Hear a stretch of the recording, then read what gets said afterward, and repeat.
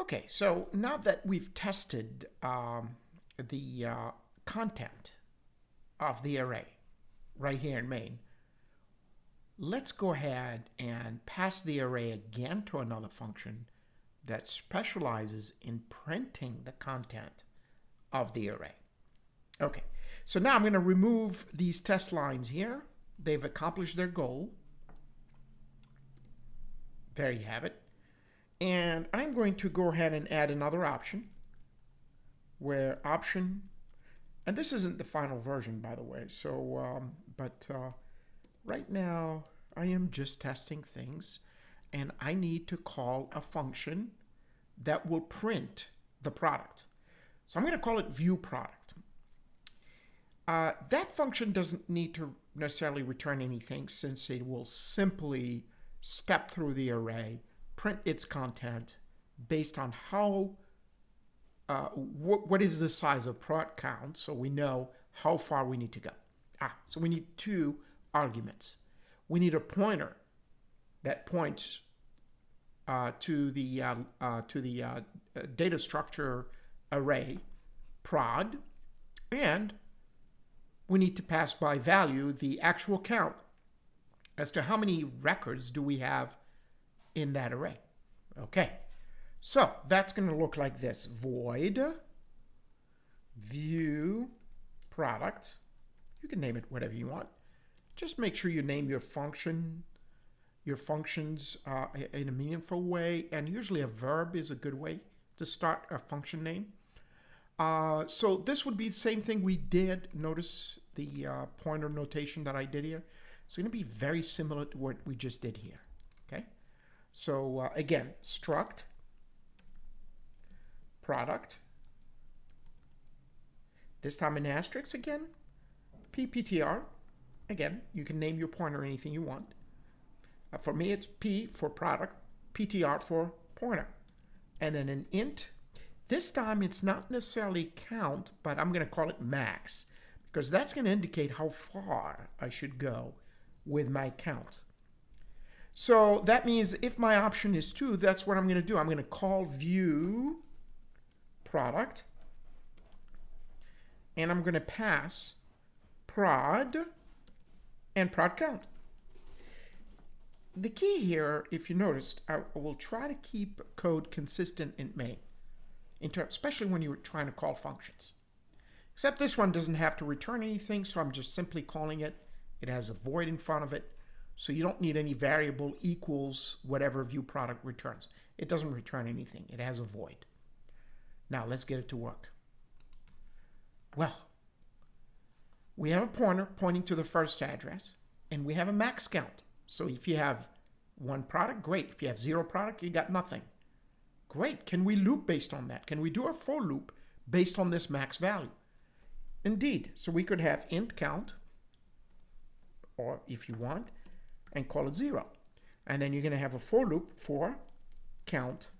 Now, since we're setting it to 0 here, so might as well just say int count, set it to 0 here. You're doing it in a for loop anyway. So count is less than max. Okay, so max is what you're comparing to. So if you had 2 records, you're comparing to 2 records. Well, every time you iterate, you're going to have to increment.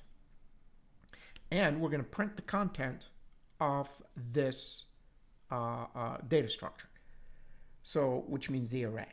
Okay, so printf. Okay,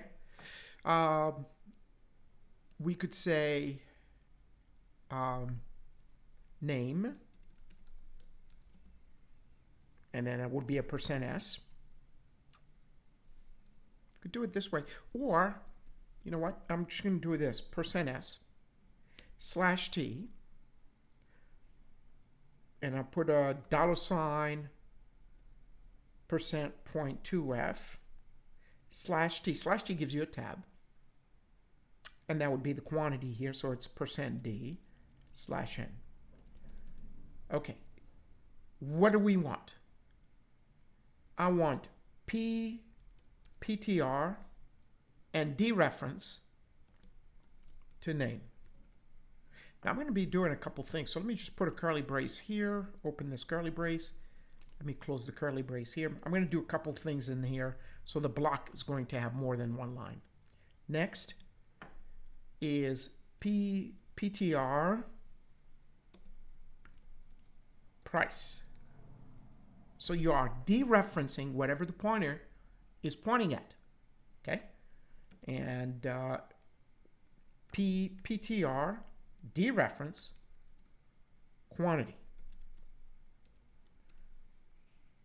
Now that's fine. Now this is why I put the curly braces. It's because you need to increment the pointer now. Otherwise you're going to be pointing to the first element anyway. So by moving the pointer, by saying PTR plus plus, what you're saying is PPTR equal PPTR plus 1. By adding 1, you're actually adding a certain number of bytes that is the size of the data structure. Okay, so C saves you from trying to figure out the size of that object derived from that data structure. This is great. Makes it really easy. All you have to do is increment the pointer. Okay. Let's see. Am I missing anything? Yeah. So if I did this, that means I wanted to do a header at the top. So I might as well go ahead and print it. Maybe something like this. Name /t, price /t, quantity.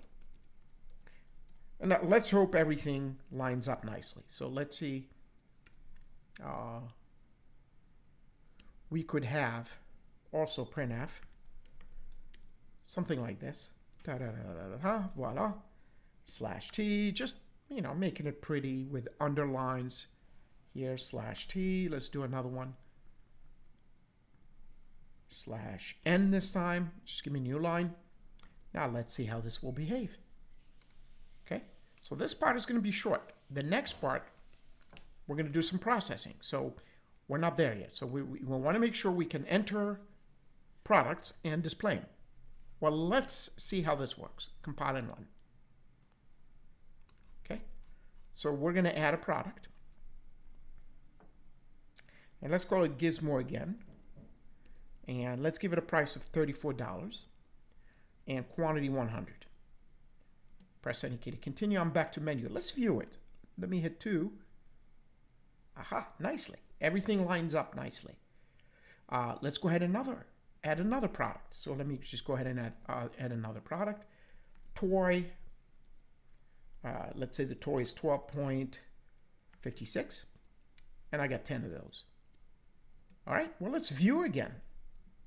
Fantastic. Everything lines up. Okay. So the next video, we will handle the actual processing through a purchase. So that means that will reduce our quantity.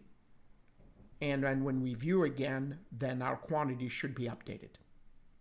This gives us a good chance to manipulate existing data that we have inside of an array.